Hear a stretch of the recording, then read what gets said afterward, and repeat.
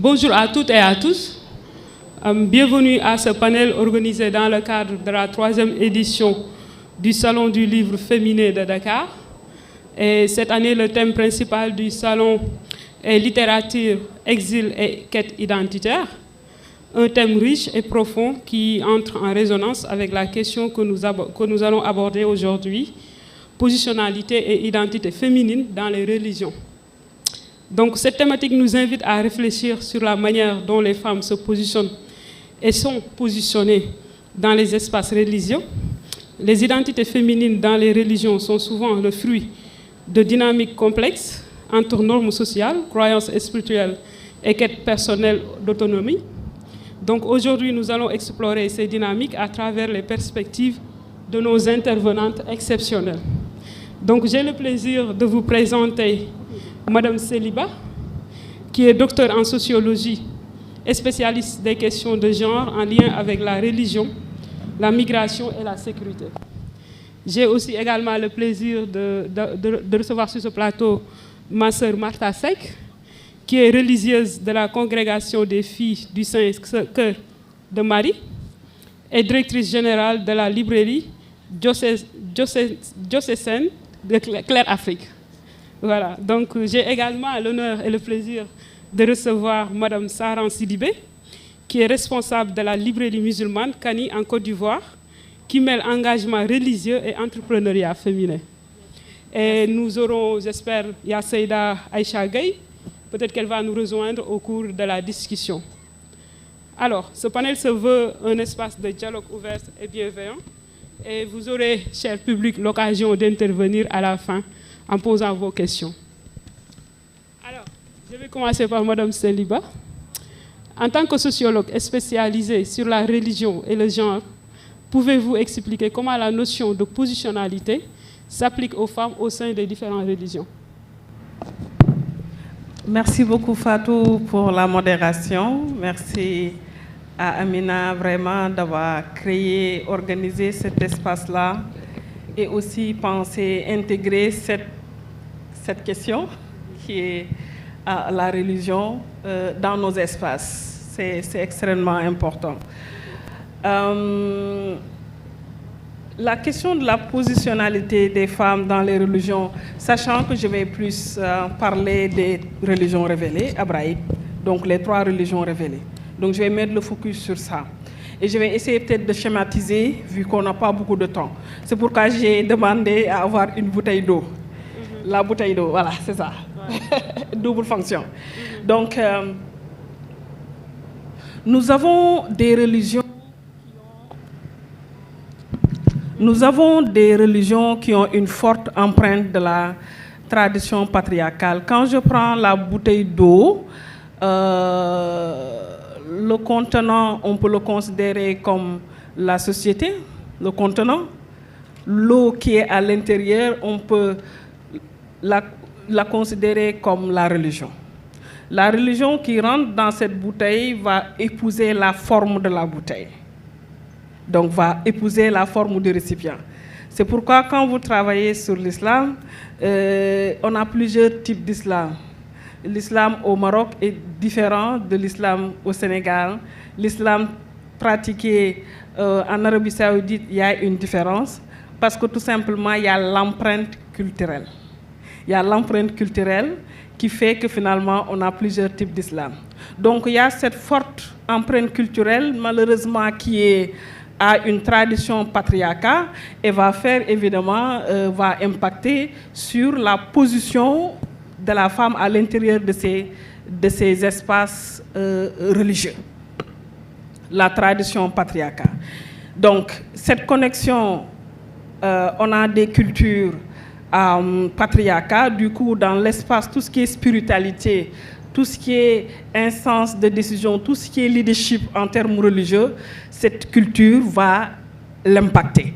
Ce qui fait que les femmes sont exclues des instances de prise de décision, comme dans les autres espaces, et Donc la religion, l'espace religieux reste aussi un espace en miniature. Donc ce qui fait que les femmes aussi sont exclues parce qu'on interprète via cette lunette patriarcale. Donc on interprète les religions, les textes, surtout quand je prends la religion musulmane. Donc on va l'interpréter avec ces lunettes patriarcales. Du coup, on a des positions, en tout cas très réducteurs par rapport à ce positionnement de la femme. Et c'est au niveau de toutes les religions. C'est pourquoi aujourd'hui, quand je prends par exemple le christianisme, on a des réformes. Quand je prends les églises réformistes, quand je prends par exemple l'église anglicane ou luthérienne, il y a une véritable révolution à l'intérieur parce que Luther a beaucoup fait. Et d'ailleurs, les premières femmes qui sont devenues pasteurs, c'est en Allemagne. Et on est dans les 1878. En France, la première femme pasteur, c'est en 1929. Donc il y a une véritable révolution et ces mouvements, que ce soit, on les retrouve dans le judaïsme, on les retrouve dans l'islam. Il y a tout un ensemble de révolutions pour repenser, déconstruire et reconstruire ces interprétations religieuses que nous avons au niveau des trois religions. Et cette interprétation qui a commencé, quand je prends la religion musulmane, où on a quand même tout un ensemble de mouvements, même si les premières idées ont commencé dans les années 70, et Fatima Mernissi, qui est une sociologue marocaine, a beaucoup fait dans la pensée féministe musulmane, mais un mouvement dans le monde musulman, nous l'avons dans les années 90 avec les femmes iraniennes et c'est extrêmement important en tant que pays sénégalais d'avoir en tout cas ces connexions qui sont en train de se faire au niveau mondial. Merci. Merci beaucoup, Dr Sely. Et donc on peut retenir que voilà, toutes ces religions révélées aussi ont été interprétées à travers des lunettes patriarcales. Et c'est ça qui détermine carrément la position des femmes au sein de ces religions. Alors, Madame Martha Saïk, j'aimerais savoir, en tant que religieuse engagée depuis 1993 et directrice d'une librairie catholique, comment percevez-vous la place des femmes dans les structures religieuses? Je vais passer le micro. Merci. Bonsoir à tous, merci beaucoup. Alors, je voudrais commencer cette réflexion par ce qui peut paraître un fait évident. Autrement dit, la manière dont je traiterai, en tout cas où je répondrai à cette question, dépend de mon état de religieuse. Voilà, et religieuse de la congrégation des filles du Saint-Cœur de Marie, une congrégation autochtone, donc pas venue d'ailleurs, mais née ici au Sénégal. Alors moi-même, étant née, élevée et grandie, bon, je parlerai dans ce cadre. Quelqu'un d'autre venant d'ailleurs pourrait s'exprimer autrement. Mais moi, pour ce qui me concerne, voilà. Donc aujourd'hui, plus que jamais, la femme occupe une place primordiale. Que ce soit dans la religion, dans la société, en tout cas dans l'Église et dans les structures que nous dirigeons, la librairie Claire Afrique, qui est une librairie diocésaine, donc présente au Sénégal depuis 1951. Donc je me vois bien dans ma place en tant que femme, en tant que mère, voilà, donnant la vie, parce que c'est ça. Et la vie, je pense que ce n'est pas seulement la vie charnelle, mais aussi la vie spirituelle, surtout en ce qui me concerne. Donc là où les femmes sont présentes, elles travaillent à faire naître cette culture de la vie. Et pour moi, c'est important. Si nous sommes là, c'est parce que Dieu nous a créés. Et nous a créés hommes et femmes. Chez nous, dans la Bible, on le dit, Dieu a créé l'homme et la femme à son image et à sa ressemblance. Dieu n'est pas un être, extra, un être abstrait. Donc, si nous sommes créés, c'est qu'il l'a voulu. Donc, il n'est plus étranger à nous. Et c'est pour ça que nous disons que nous avons été créés à son image et à sa ressemblance. Donc, la femme aussi travaille pour une nouvelle manière de voir les choses. En tant que religieuse, je suis la première religieuse à occuper le poste de directrice à la librairie Claire Afrique. Il y a eu des femmes, mais des femmes laïques, qui ont eu leur vision. Moi, en tant que religieuse, je vois autrement peut-être cette tâche, cette fonction, et je l'assume aussi autrement en tant que consacrée. Et durant ce temps de direction, de travail, nous voulons aussi inculquer une manière d'être présente. Avant, la femme était un peu absente, considérée comme devant rester à la maison, s'occupant des tâches domestiques, que ce soit au niveau de la société ou même dans quelques religions. Aujourd'hui, pouvoir travailler avec que ce soit des femmes, ce que nous appelons laïques, que ce soit des hommes, je pense que ça nous donne aussi une autre vision de la femme, de son rôle, de sa place. On n'est plus classé juste au niveau du foyer, mais bon, appelé à être ailleurs pour voir les choses autrement. Et partout où il y a la femme, je disais qu'il y a une nouvelle manière d'être, sa présence, il y a une nouvelle manière de rencontrer l'autre. Et pour moi, c'est important. La femme est comme un creux, différent de l'homme. Et notre nature nous le rend ainsi. C'est nous qui avons des enfants pendant 9 mois. Donc, nous sommes un peu plus, peut-être discrètes, délicates, tendres, bien qu'il y ait la rigueur, la fermeté. Mais la femme agit toujours avec douceur. Ça, il faut le reconnaître à la femme. Et je pense que c'est un atout pour la famille, pour la société et pour la religion, qui souvent devient un frein, quelque part. Voilà. Quand on remarque bien, ce que les religions nous enseignent, ce n'est pas toujours ce que la société nous permet de vivre, avec les interdits. Et tout dépend de la culture, de la race. Voilà. Ce qu'aujourd'hui je peux faire, ou je peux dire au Sénégal, je peux ne pas me le permettre ailleurs. En tant que femme consacrée, ça peut être accueilli ici et pas ailleurs. Je peux le vivre dans la librairie Claire Afrique, mais pas ailleurs. Voilà. Donc pour moi, c'est vraiment une nouvelle manière aussi de faire. La femme a une manière de faire différente de l'homme, excusez-moi. La femme a une finesse d'esprit, mais aussi finesse dans sa manière d'être et de faire. Et cela le met en relation permanente avec le créé, la créature. Voilà. Quand on est présente, quand la femme est présente au foyer, c'est tout autre quand elle n'est pas là. Et je dis toujours, les enfants qui naissent sans connaître leur mère, il leur manque la moitié de leur vie. Parce que la mère, quand même, c'est celle qui écoute, une écoute attentive, une écoute vraiment faite d'affection, d'attention. Ce que toujours on ne peut pas demander aux hommes parce que ce n'est pas de leur nature. Donc pour résumer, en tant que directrice, donc cette manière de faire permet de développer aussi les capacités des personnes pour travailler avec elles, plutôt que de les dominer.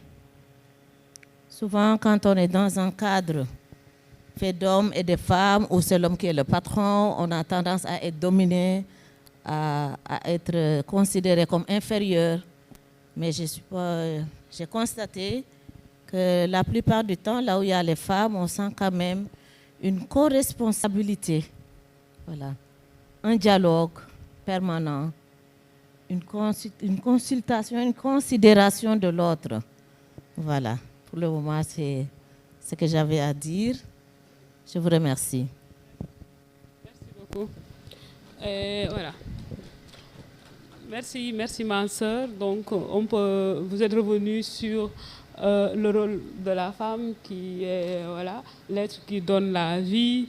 Vous nous avez parlé aussi qu'elle a été créée à l'image de Dieu et aussi qu'aujourd'hui, maintenant, sur le plan religieux, quand même, les femmes travaillent sur leur propre vision et que de plus en plus, elles occupent quand même des places un peu voilà, des places importantes au sein de la religion.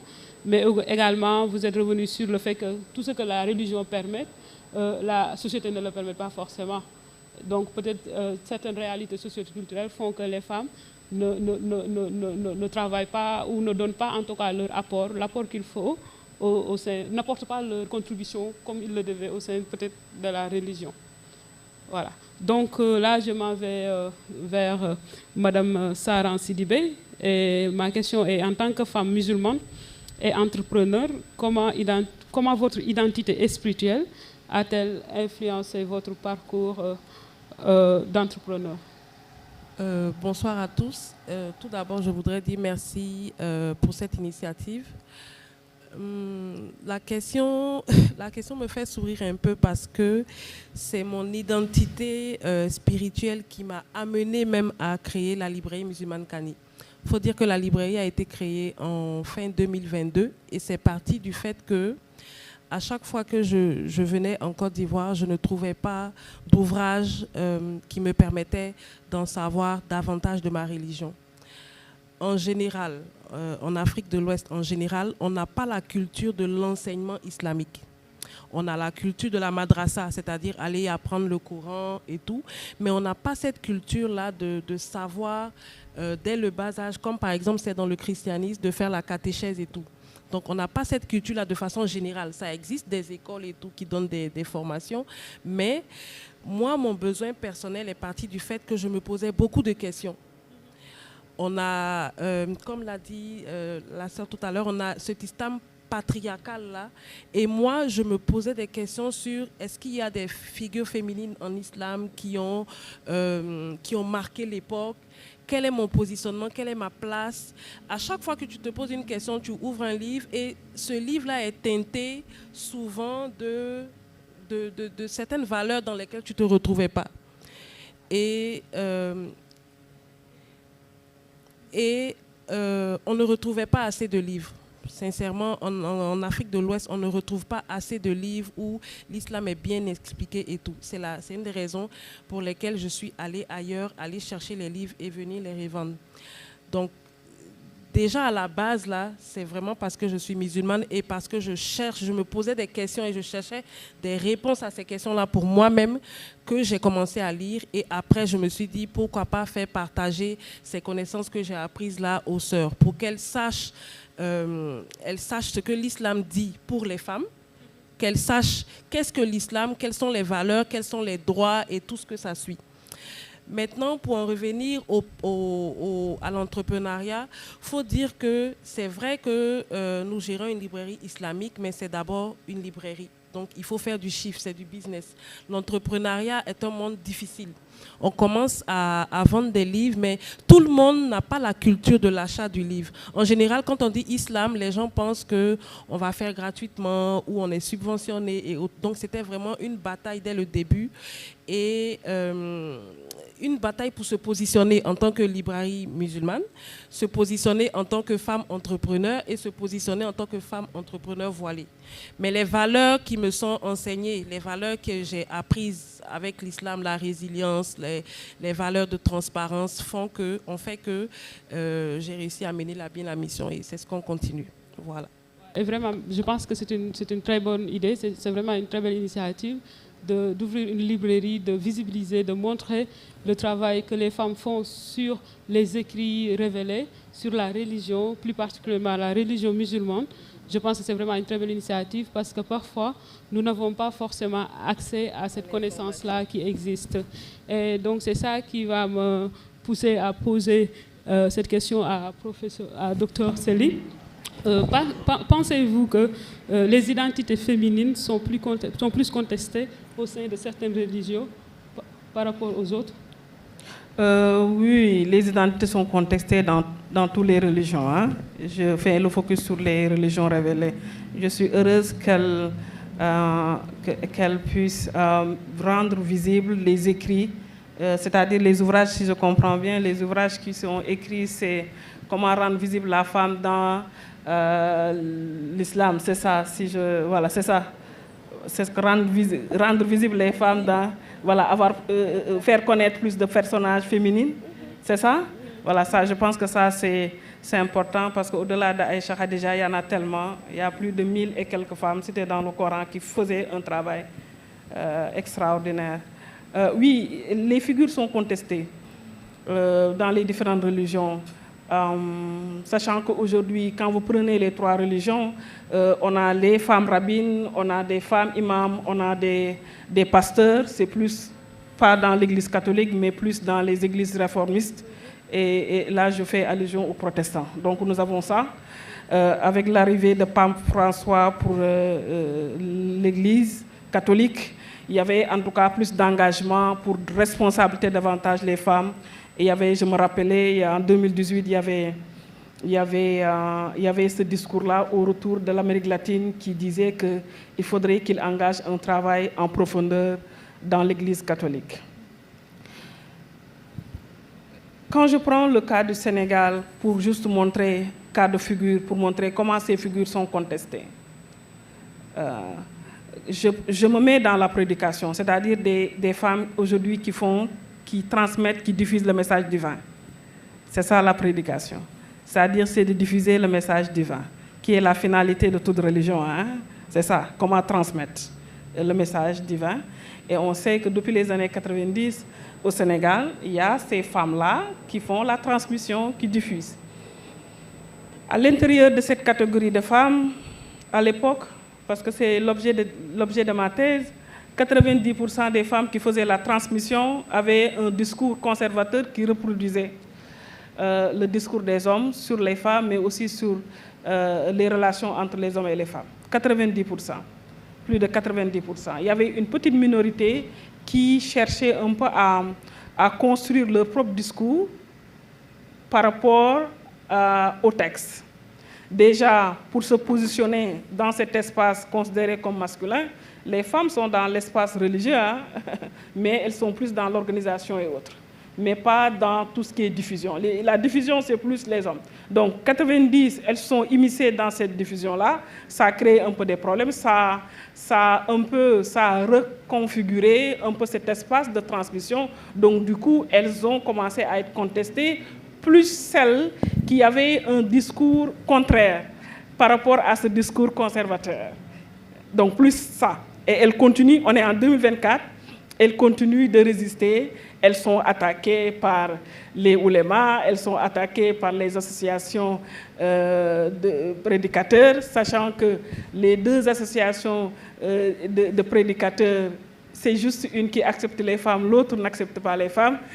Pour tout ce qui est association des oulémas, il n'y a pas de femmes là-dedans. Donc, elles sont attaquées en leur disant que leur place, ce n'est pas de faire la transmission de ce message, parce que seulement les hommes qui le font. Et elles, ce qui est intéressant, elles vont trouver des arguments qui vont légitimer leur présence dans cet espace de prédication en mettant en avant comme référence Aïcha. Donc, c'est Aïcha, pour qu'elle puisse rester à dire que nous, on a notre légitimité dans cet espace, elles vont aller voir, tirer comme référence Aïcha. Aïcha, c'est la femme, une des femmes du prophète, qui détenait entre pratiquement 2250 hadiths.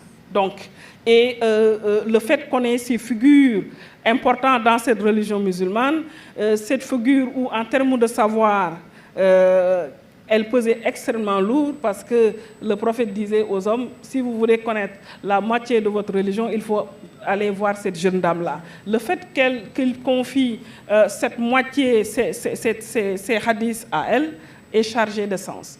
L'autre chose, c'est au-delà du savoir, c'est cette responsabilité politique, parce que ça aussi on l'omet, on parle seulement du savoir, mais cette responsabilité politique qu'elle avait, parce que ça aussi on l'oublie. Donc elle a dirigé une guerre. Donc, au-delà de ce savoir et autres, au niveau communautaire, elle était aussi une femme politique. Donc, elle a dirigé la guerre, la bataille de Chameau. Il y a eu beaucoup de débats autour, et en disant que cette guerre a fait qu'il y a la division entre les chiites et les sunnites. C'est vraiment malheureux parce que c'est une femme, etc., etc. Donc, ces prédicatrices féminines, ces prédicatrices sénégalaises vont puiser pour se légitimer en mettant en avant Aïcha, disait que nous, on a une place dans la diffusion parce qu'Aïcha faisait la prédication. Parce que la prédication est fortement liée à l'enseignement. on diffuse, on se voit, donc on est dans l'enseignement. Et quand vous prenez un peu le profil de ces femmes, elles sont toutes d'abord enseignantes, et voilà. L'autre raison qui justifie leur présence dans cet espace masculin, c'est que par rapport à des questions, parce que la religion, c'est un besoin. Quand on fait une analyse sociologique, aujourd'hui, la religion reste un besoin. Elle a parlé un peu qu'il y a un besoin, plus de connaissances, plus, donc ça reste un besoin. Et elles sont dans cette dynamique de satisfaction des besoins, d'apporter des réponses.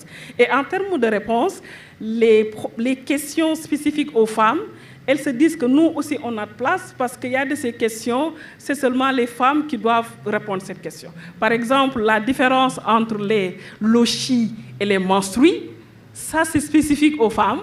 Un homme ne peut pas répondre ça. Donc nous, on a notre place par rapport à toute question spécifique aux femmes. C'est pourquoi il faut apporter les questions, l'allaitement, la sexualité, etc., etc.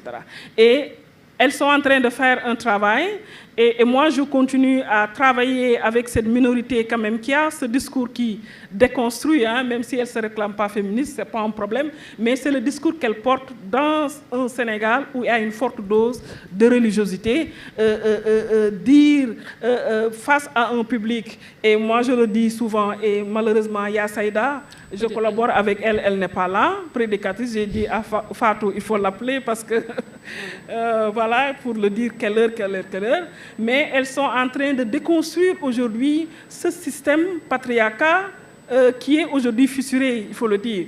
C'est-à-dire, quand elles te disent que nos textes, par rapport à la question de l'égalité dans les textes, et je donne l'islam parce que c'est beaucoup plus clair là-bas, que la femme n'a pas été créée à partir de la côte gauche de l'homme, même si c'est ça qu'on nous fait savoir. La femme Ève a été tirée de la côte gauche de l'homme, et ça, c'est, moi je dis que pourquoi on a ce système dur qui nous fatigue souvent, c'est ce système patriarcal est né parce que tout simplement on a cette interprétation des religions. Le fait qu'on a corté de la côte gauche de l'homme, la femme a été créée à partir de la côte gauche, alors que l'islam dit autrement. Le fait que on accuse Ève qui a mangé la pomme, ça impacte négativement la position aujourd'hui, l'exclusion des femmes dans ces espaces religieux. On va vous convoquer ça. C'est pourquoi dans les traditions, longtemps la femme a été considérée comme tout ce qui est Satan, tout ce qui est diable, voilà, parce qu'on lui a accusé. Notre chute ici sur terre, c'est lié à la femme, alors que c'est complètement différent dans les textes. Voilà. Donc elles sont en train vraiment de déconstruire et c'est assez heureux et fort. Et elles dressent des arguments en mettant comme référence Aïcha et ses questions biologiques et sociales. Effectivement, et j'aimerais rebondir sur ça. Oui, des applaudissements. En fait, j'aimerais rebondir sur ça parce que tout à l'heure, quand vous parliez de bataille de Chemo, je me dis pour ne pas dire bataille d'Aïcha, parce que si c'était un homme qui avait conduit cette bataille-là, on allait donner son nom. Mais c'est pour invisibiliser effectivement l'apport que la femme a toujours donné dans la conception des religions. Et si on voit l'identité féminine dans nos religions, il faut le dire, c'est quelque chose qui est à soit préserver, à couvrir, à protéger, à mettre à l'égard. Je ne pense pas que c'est une identité pure comme elle est en tant que femme au sein de la société. On cherche toujours à couvrir, on cherche toujours à protéger ou à dire que oui, il faut qu'il y ait plus de, voilà, il faut qu'il y ait plus de choses pour que ça puisse être pur. C'est-à-dire, nous n'avons pas, il faut le dire, je pense, nous n'avons pas la place qu'il faut, en tout cas dans nos religions, mais parce que, comme vous l'avez dit, ce sont des religions interprétées par les hommes avec ces lunettes patriarcales qui font que, véritablement, la femme n'a pas forcément la place qu'il faut. Mais avant de venir vers Sœur Martha, j'aimerais aussi vous demander quelle stratégie, comment résister tout en gardant notre foi? Quelle stratégie, comment résister tout en gardant notre foi?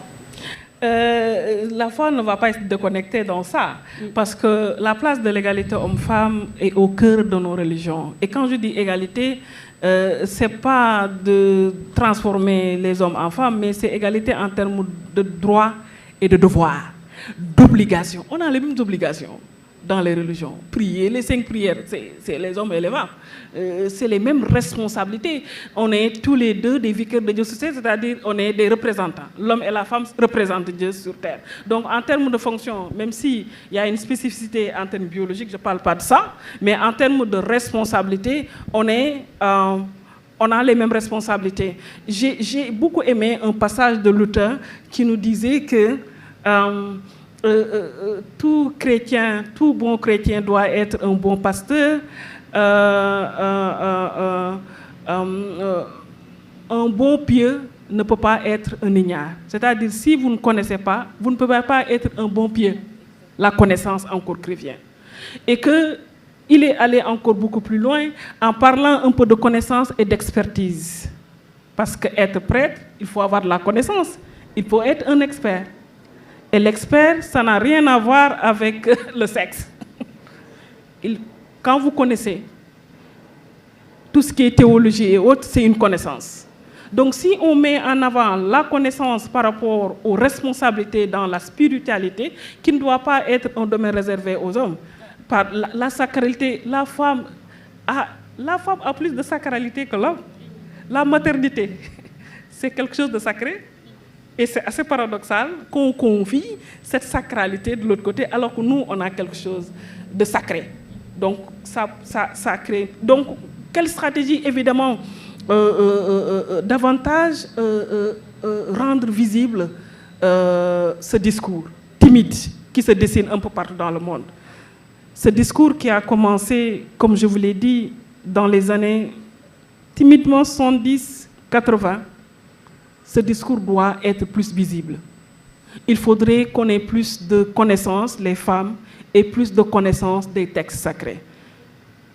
Moi, musulmane, je m'intéresse à ce que font les rabbins juifs, parce qu'il n'y a pas de frontières. Moi, je m'intéresse à la religion catholique, protestante, musulmane, donc il ne faut pas faire de frontières, avoir un maximum de connaissances et questionner la place des hommes et des femmes dans ces religions-là, l'enseigner. La place des femmes dans les religions, je pense qu'il faudrait l'enseigner parce que je vous disais qu'il y a plus de 1000 et quelques femmes dans le Coran. Il faudrait l'enseigner. Beaucoup de femmes dans l'Église catholique, dans le christianisme, il faut les valoriser. On connaît plus les Madeleines, les Zipporah, etc. Il y en a tellement de femmes, leur parcours. Comment rendre visible leur participation? Parce qu'elles ont joué un rôle extraordinaire et elles restent complètement invisibles. Donc c'est ça, en fait, les stratégies. Plus de visibilité de la place des femmes, mais aussi plus de connexion avec des mouvements qui se passent au niveau international, parce que nous n'avons pas de mouvement. Et je dis souvent aux sœurs, il faut sortir.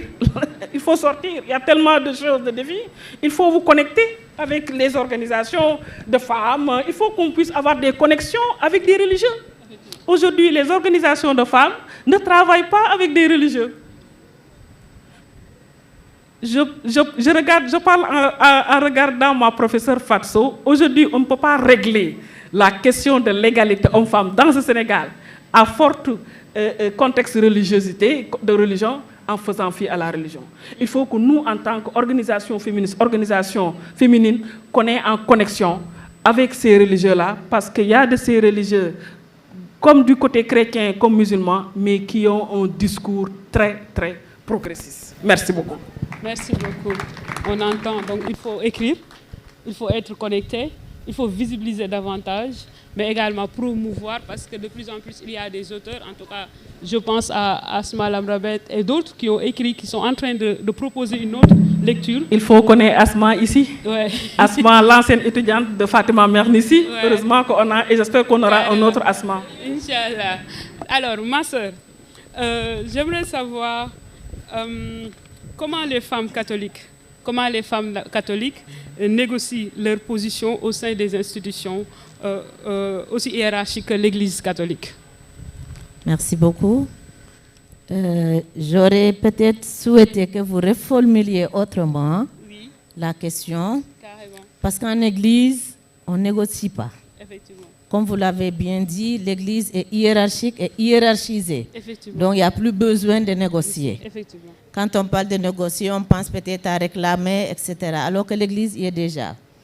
La femme avait déjà sa place. Effectivement. Quand je prends le cas de l'Église catholique, Je disais tout à l'heure que l'homme et la femme sont égaux devant Dieu, parce que tous créés à son image et à sa ressemblance. Chez nous, dans l'Église catholique, quand on te baptise, bébé ou adulte, on te dit que tu es prêtre, prophète et roi. Madame a dit tout à l'heure que le prêtre doit être la personne qui connaît, mais aussi un rassembleur. Et quand on dit femme, on dit celle qui rassemble. La femme est vraiment celle qui rassemble. Et quand on rassemble, c'est pour nourrir, soit par la parole ou par le matériel. Et ça, c'est la femme. Quand on dit que la femme est prophète, tu es envoyé. Donc, vous nous disiez tout à l'heure de sortir. Donc, nous avons une mission, que ce soit dans l'Église ou dans la société. Et cette mission, nous devons la remplir. Nous ne pouvons pas la remplir sur place. Il faut sortir. Et tout à l'heure, j'ai tenu à me présenter comme religieuse appartenant à une congrégation autochtone. Notre fondateur est alsacien. Mais très loin, il a vu, non, tous les missionnaires qui venaient ici mouraient. Parce qu'ils ne connaissaient pas, ils n'étaient pas habitués au climat. Alors il dit, mais pourquoi importer, excusez-moi du terme, des gens qui viennent évangéliser? Il faut que ce soit les filles du terroir. Et c'est comme ça que nous avons été fondés pour travailler avec les femmes, avec les enfants, parce que tout part des femmes et des enfants. Alors, la femme qui rassemble, la femme est envoyée, donc elle doit sortir. Dans l'église, c'est pareil. Le prêtre, il ne peut pas être au presbytère, être au bureau et vouloir faire le tour des femmes, des familles. Voilà, nous sortons, nous, moi en tant que consacré, pour aller à la rencontre de l'autre, pour l'écouter et surtout compatir. Parce que la femme qui souffre est seule, la femme ne se dévoile pas, elle ne dévoile pas ce qu'elle vit à l'intérieur d'elle-même, dans son foyer. En tout cas, au Sénégal, la plupart du temps, on parle de sutura. Tu meurs, mais tu meurs dans ça. Donc nous sommes, en tant que femmes, appelées à sortir pour aller à la rencontre de ces femmes, les écouter, les encourager, les épauler. Alors la troisième chose que je voulais dire, j'ai dit qu'on est prêtre, prophète et roi. Okay. La royauté chez nous ne consiste pas à régner ou à dominer. Jésus, lui, il dit, je ne suis pas venu pour me faire servir, mais pour servir. Donc la femme, son premier rôle est de servir. Pas se servir, mais servir. Et j'aime toujours à dire, bon, par rapport aux partis politiques, j'ai dit, moi j'en ai deux. Se servir ou se faire servir. Et quand j'ai à choisir, je choisis de servir que de me faire servir. Et la femme, quand on voit, c'est ça son rôle. Elle est la première à se lever, elle est la dernière à se coucher. Pourquoi? Parce que tout le temps, elle sert. Elle est au service des enfants, elle est au service de la maison, elle est au service de la société, elle est au service dans tous les domaines, la femme intervient. Donc, une fois là que tu es baptisé, on ne peut plus parler donc, puisque tu as reçu mission de prêtre, prophète et roi, on ne peut plus négocier ta positionnalité, tu as déjà ta place. Cette place maintenant, que tu l'occupes ou pas, tu l'as. Tout ce que l'Église fait, c'est de t'aider à sortir et à prendre ta place. Et c'est comme ça que vous voyez beaucoup de femmes, de mouvements femmes catholiques. Vous connaissez certainement Femmes catholiques, Femmes de valeur. Vous connaissez l'Union catholique des femmes. Voilà, l'Union diocésaine ou nationale des femmes catholiques qui ont pour objet ou comme but d'aller vers l'autre. L'autre qui est mon semblable. L'autre, ce n'est pas seulement la femme, mais l'autre, c'est le marginalisé, c'est le laissé pour compte. C'est celui dont personne ne s'occupe, à qui personne ne pense. Et cette femme va. Et pour nous, le verbe aller vraiment, c'est quelque chose qui est bien. Vous nous dites de sortir, nous allons sortir davantage pour être mieux connectés dans le monde. Voilà, pour le moment, merci. C'est trop bien, donc le rôle de la femme. Bon, vous pouvez garder le micro. La femme, comme, voilà, on vous a entendu, la femme comme celle qui a déjà un rôle, et son rôle, c'est de servir. Et évidemment, si on a déjà ce rôle, donc la femme, dans la religion chrétienne, catholique, se contente de ce rôle-là et essaie de bien le faire. Oui, c'est-à-dire, comme je dis, on ne revendique pas. Quand on revendique, c'est qu'on ne connaît pas. Oui. La plupart du temps, je dis, toutes les revendications viennent de l'ignorance. Ce que j'ignore, je revendique. Mais quand je connais, je n'ai qu'à appliquer et pratiquer. Et tout à l'heure, j'ai parlé de praxis. Effectivement. La femme qui pratique, la femme qui travaille. Alors, dans l'Église, que ce soit dans la société, avec l'évolution, la femme s'adapte aussi comme l'Église. Effectivement. On a eu un concile Vatican I, le monde évolue. Il faut bien sûr que l'Église évolue avec et les femmes avec. Donc, on a parlé de Vatican I, on est à Vatican II. Et il y a eu des réformes dans l'Église et les femmes s'adaptent. Voilà. Donc, au niveau de l'Église, c'est la même chose. Alors, donc, est-ce que vous pensez qu'il y a une évolution dans la reconnaissance des femmes au sein des communautés catholiques, notamment dans les rôles de leadership et d'enseignement? Est-ce qu'il y a une évolution dans la connaissance de ces rôles-là que les femmes ont eu à jouer? Voilà. En tant qu'enseignante, parce que toute religieuse est enseignante, nous avons reçu et nous avons le droit et le devoir de transmettre. Et c'est ça, nous, que nous appelons enseignement. Donc, toute femme, en tout cas chez nous, est enseignante. Soit par l'intellect, soit par la vie. Et c'est le témoignage de vie qui compte beaucoup plus pour nous que le témoignage oral. Si vous me voyez vivre, vous devez pouvoir lire quelque chose de ce que je vis. Vous n'avez pas besoin que je vous le dise. La manière y est, l'attitude, la compréhension. Mais quand vous me voyez vivre, c'est vraiment difficile de contrecarrer ou de contredire ce que je dis. Donc la femme, vraiment dans son fort interne, travaille pour que tout, comme je dis, tout soit réuni. Quand on est dispersé, la femme est là, c'est son rôle de rassembler. La femme a un rôle de rassembleur. Alors, chez nous, elle vit dans la tendresse, dans l'écoute. Je tiens à ça parce que notre monde est un monde qui souffre. Le monde souffre. Ils ont besoin de tendresse, le monde a besoin d'écoute, le monde a besoin de douceur et de paix. Et la femme est le premier facteur de développement d'une société de paix. Et cela, on ne peut pas le vivre en dehors de la religion. Parce que quand je définis, par exemple, le mot religion, en latin, je prends le verbe religare, ça signifie relier. Donc, si je relie, c'est-à-dire que, bon, je rassemble. Donc, la religion aussi nous relie. Si la religion doit nous diviser, c'est que nous ignorons. Nous ne connaissons pas bien. Mais si nous vivons la religion, nous ne pouvons pas être divisés, puisque étymologiquement, la religion relie. Et la femme, il n'y a pas plus que la femme qui relie elle-même, créée, elle-même, donnant la vie, transmettant. Donc, elle est en contact avec la créature, avec les créatures et avec les autres créés. Effectivement. Merci. Merci beaucoup, ma sœur. Alors, Madame Sarah, j'aimerais savoir, pour vous, en tant que musulmane, comment votre rôle de responsable d'une librairie musulmane, déjà l'idée d'ouvrir une librairie musulmane, là, d'où ça vous vient? D'accord, merci pour la question. L'idée d'ouvrir une librairie musulmane, c'est parti de tout est parti de moi en fait.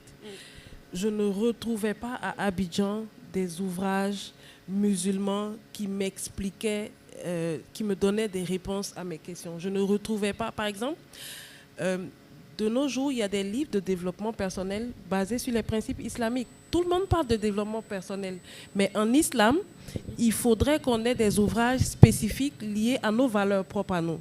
Et ces livres-là, on ne les retrouvait pas sur le marché. On ne les retrouvait pas. Moi, j'ai fait le Canada et là-bas, je ne comprenais pas quand je suis retournée en Côte d'Ivoire qu'il n'y ait pas de librairie avec des livres aussi fournis, avec des livres qui nous parlent des figures féminines et tout. Donc, tout est parti de moi au départ. On a ouvert la librairie et on s'est rendu compte que beaucoup de sœurs venaient, elles adhéraient et venaient, parce que la femme, de façon, les jeunes filles ont besoin de parler, de s'exprimer. Donc, on a créé des plateformes de communication.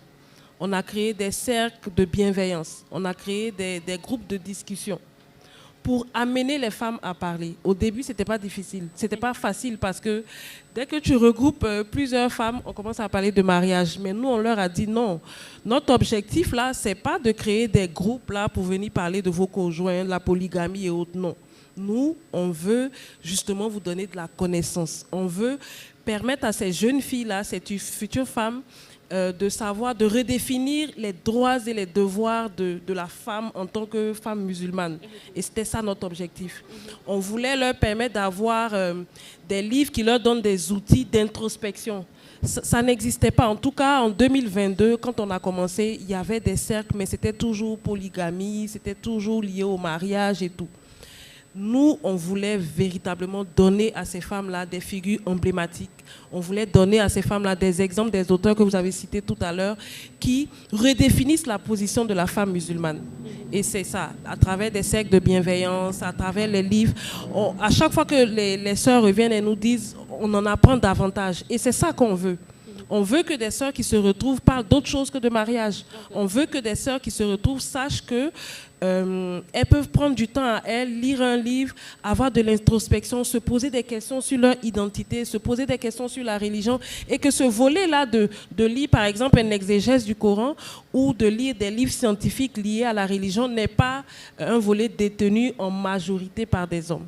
Donc c'est un peu ça. Parce la librairie. Les livres que vous vendez sont aussi des livres écrits par des femmes. Oui, aujourd'hui par exemple on a envoyé beaucoup de livres, et c'est vraiment, même à Abidjan c'est ce qu'on fait, on vend beaucoup de livres, on met en avant beaucoup de livres qui sont édités, qui sont écrits par des femmes.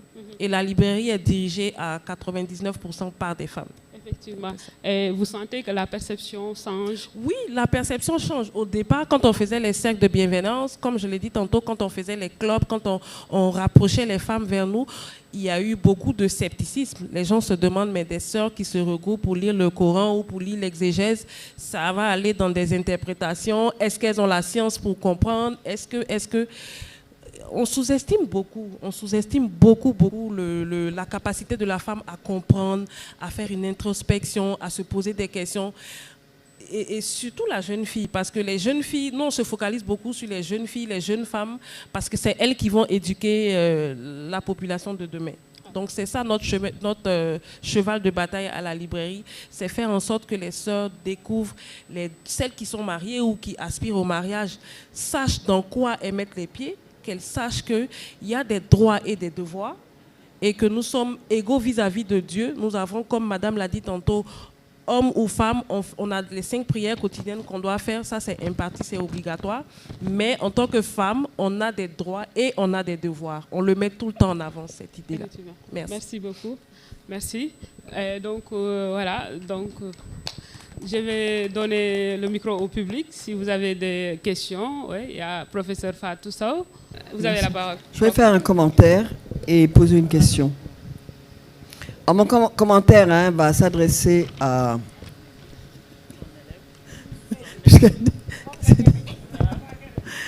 non, il va s'adresser à elle. Quand elle parle de sacralité du corps des femmes. Et alors moi, je parlerai plutôt de sacralisation de la maternité. Parce que ce corps des femmes, vous savez, il est conçu comme un corps sale dans la religion musulmane. Quand on a ses règles, on ne peut pas prier. Et une fois qu'on a terminé ses règles, il y a tout un processus de purification du corps pour revenir à la prière. Et quand vous portez un enfant et que vous accouchez, cet enfant, on va le laver d'abord, bien sûr, mais on va le raser pour purifier, parce qu'il est passé par des voies basses. Donc, il y a, disons, parler de la sacralité du corps des femmes et de la sacralisation de la maternité, c'est une manière d'opprimer les femmes et de les garder dans un rôle qu'elles sont les seules à pouvoir accomplir. Alors, je sais bien que dans la religion chrétienne, on parle de la Vierge Marie, parce qu'elle est la mère de Dieu. Ma soeur, excusez-moi, j'espère ne pas vous offenser dans les commentaires que je fais, mais ces mes commentaires, ils sont à la fois scientifiques et politiques. Ils ne sont pas religieux. Donc, toutes les fois qu'on parle de sacralité du corps des femmes, c'est dans des buts très précis, et c'est une idéologie qui parle. Ce ne sont pas les faits, ce n'est pas la réalité, c'est une idéologie qui construit le corps des femmes, qui construit la maternité, et qui donne l'obligation de maternité à la femme, avec tout ce que ça comporte dans les temps passés et aujourd'hui. Il n'y a pas d'égalité dans les religions entre les hommes et les femmes. On a une égalité dans la foi. Tout le monde est obligé de croire de la même manière Et tout le monde dans la religion musulmane, c'est celle-là que je parle, hein, parce que je suis musulmane, et c'est celle-là que je connais, celle-là qui encadre mon cadre de vie dans lequel j'essaie de... Je pense que j'étouffe un peu, et j'essaie de m'en sortir. On a une égalité, mais on n'a pas d'égalité en droit. L'égalité en droit, c'est que les femmes sont protégées par les hommes. Pour parole d'un homme, on a 2 femmes. On a tout un ensemble de règles qui légalisent et religionnisent, je dirais, les rapports d'inégalité, entre les sexes. Et on les voit. Et le corps de la femme, il est le corps parfait pour ça. Alors, je vais venir au voile. Hein. Je suis désolée, Sarah Sidibé. Je suis musulmane ici. Et pour moi, je vois, parce que j'ai grandi au Sénégal. Hein. Je suis assez âgée pour avoir connu plusieurs étapes. Moi, mes grands-mères n'étaient pas couvertes, elles portaient un mouchoir, mais on voyait leur djéré en dessus, on voyait leur ngouke, on voyait leur tresse. Parce que la tête des femmes est une tête travaillée. C'est une tête qu'on rase de certaine manière, on est natté de diverses manières. Or, se couvrir la tête, c'est un processus religieux, mais d'origine arabe.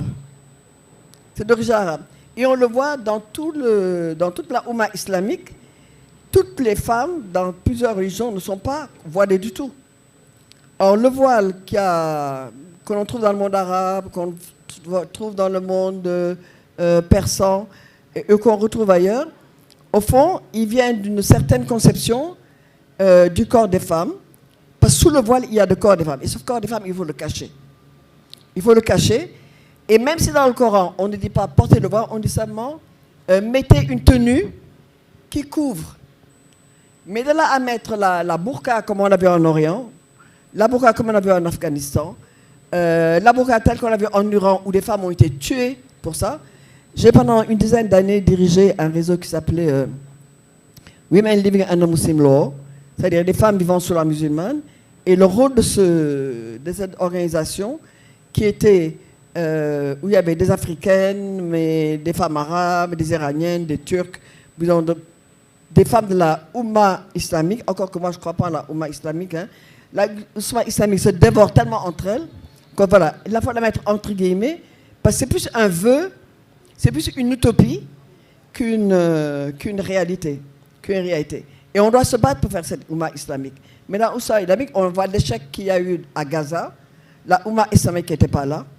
Et je ne sais pas si elle sera là bientôt, parce qu'ils étaient en train quand même de faire la paix entre eux. C'est pour ça que le Hamas a précipité la catastrophe là, qui a été terrible. Donc, le problème que j'ai, et je réponds toujours à Célie quand elle dit « Mais oui, Fatou, on ne peut pas régler les problèmes si on ne discute pas avec nos religieux. » D'abord, nos religieux, qui sont-ils? Quel est leur degré de connaissance? Qu'est-ce qui leur donne force pour qu'ils puissent expliquer ou encadrer ce que moi, je veux être dans la vie? Je pense qu'il y a des textes religieux, mais nous sommes dans une société laïque, et qui était laïque avant les Français, avant les Anglais, avant plein d'autres gens. Au Sénégal, le seul État islamique qu'on a eu, c'était au Fouta Toro, au XVIIIe siècle. Après, c'est tout. Mais le Baol, la Casamance, toutes ces entités politiques que nous gérions étaient, disons, laïques dans la mesure où on ne mélangeait pas ceux qui détenaient la religion et ceux qui détenaient le pouvoir politique. Alors bien sûr, ça a changé. Quand à la colonisation, quand les Français ont détruit finalement les États qui étaient là, et qu'au fond les musulmans ont repris le pouvoir et que les confréries ont remplacé toutes les royautés, le Cayor, le Baol, le Sine, etc. Quand ce sont les confréries qu'ils ont remplacés, ils ont joué à la fois des structures islamiques et des structures traditionnelles fondées sur le matriarcat et des structures islamiques qui font que c'est qu'on est calife de ça. Mais ce que je dirais quand même, c'est que ce dont on a besoin, c'est que l'islam, comme le christianisme, et toutes les autres religions, et je ne les appelle pas fétichistes ni autres, hein, mais toutes les régions locales que nous avons, vous donnent la foi, vous permettent d'aspirer à une idée de Dieu, vous permettent de résoudre vos angoisses, vous permettent de vous référer à un être supérieur, mais dans la gestion de la cité, il faut que ce soit des individus que je gère. Sinon, on a des gens qui sont assis sur un livre, et le livre, personne n'en connaît les pages. Personne ne connaît vraiment les pages de ce livre, et c'est des pages de livre qui sont souvent appliquées à des situations qui ne sont pas celles, qui ne sont pas les nôtres, qui ne sont pas les... Il y a ce que j'appelle, moi, il y a une manipulation politique de la religion. Et ça, on l'a avec le christianisme. Oups, pardon. Éteins-moi mon téléphone. On l'a avec le christianisme et on l'a avec l'islam. On l'a avec les églises évangélistes qui toutes utilisent la Bible, le Coran, mais au fond, pour prendre possession et des âmes des gens, plus leurs biens, plus leur personnalité. C'est ça qui est mon problème. C'est que mon problème, c'est la religion doit rester dans le privé, et même si elle est politique, parce que la religion est politique, parce qu'elle organise la vie des musulmans en tout cas, on a besoin d'avoir une distance qui permet qu'il y ait des textes que nous discutions dans nos parlements, que nous en sommes pour. Et on a énormément de problèmes. On a des problèmes sur le divorce, sur l'adoption, sur l'avortement, sur le mariage, sur... Au fond, le code de la famille sénégalais, il est devenu un code qui a géré mieux, je pense, quand on a débarrassé des scories de l'islam. Quand on a décidé que c'est le juge qui prononçait le divorce, mais c'était plus le mari, comme ça a été dans le cas de l'islam, ça a été... Et quand l'Église dit le mariage est indissoluble, bon, la loi aujourd'hui permet au ménage d'être dissous. Alors les chrétiens, qui sont vraiment chrétiens, ne divorcent pas, donc ils s'accommodent, mais les autres ne sont pas obligés de s'accommoder d'un texte qui, au fond, vous régit, et les textes qui ne sont pas d'origine incréée et qui ne sont pas les nôtres de toute façon, puisqu'on les a adoptés et que nous sommes obligés de les mettre à notre rythme, et ce qui n'est pas toujours le cas. Donc ma question, est-ce qu'on peut être dans un pays où on peut croire en Dieu, mais décider que la loi est une loi des êtres humains, des hommes et des femmes, et que l'égalité ne soit pas une question de Dieu, mais soit une question de la société civile? D'accord, merci.